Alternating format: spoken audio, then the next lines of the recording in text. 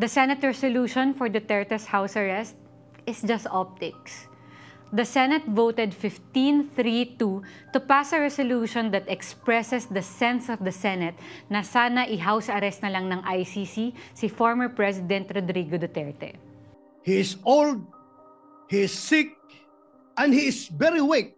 Ang pagpapasyang ito ay hindi nangangahulugan ng paglimot o pag-absuelto sa mga ipinupukol sa dating Pangulo. Pero wala namang bearing yun because the International Criminal Court is the only body right now that has jurisdiction on Duterte's detention. May attempt yung mga anak ni Duterte na sana akuin na lang ng Philippine Supreme Court yun, pero pending petition pa rin yung mga yun. And the resolution says it's addressed to the ICC and not the Philippine Supreme Court. Ang basis nila ay yung ICCPR or the International Covenant on Civil and Political Rights. Under daw nito, deserve dapat ni Duterte ang humanity and dignity. By the way, the ICCPR is the same treaty that prohibits death penalty. At gusto ng mga Duterte allies na i-ignore ito for death penalty, including Senator Bato de la Rosa. Going back, the Senate resolution urges ICC to put Duterte under house arrest. Wala pong indikasyon na ang ICC ay nagpapabaya sa pagbantay sa kalusugan at kagalingan ng mga taong nasa kustodiya nila. Bilang chairman ng Committee on Justice and Human Rights, nais ko man pumanig sa isang banda.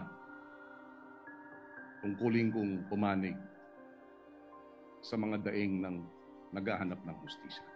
At most, gagamitin ito ng defense team. Most likely, iprepresent ito ni Nicholas Kaufman to the ICC pre-trial chamber. Most likely also, i-oppose din ito ng prosecution. Actually, what they could have done was to urge the Marcos administration na pumayag na i-host si Duterte kung sakaling mapapalaya siya dito for an interim release. If the Philippines agrees, plus points yun para sa kanila. Tinatanong naman kasi talaga ng ICC ang mga bansa kung willing silang i-host ang suspect na papalayain. Pero hindi ito yung ni-request nila, which is what makes this resolution just optics. Doon sa The Hague, double time si Kaufman to convince the ICC pre-trial chamber that his client has serious cognitive impairment and therefore unfit siya for trial.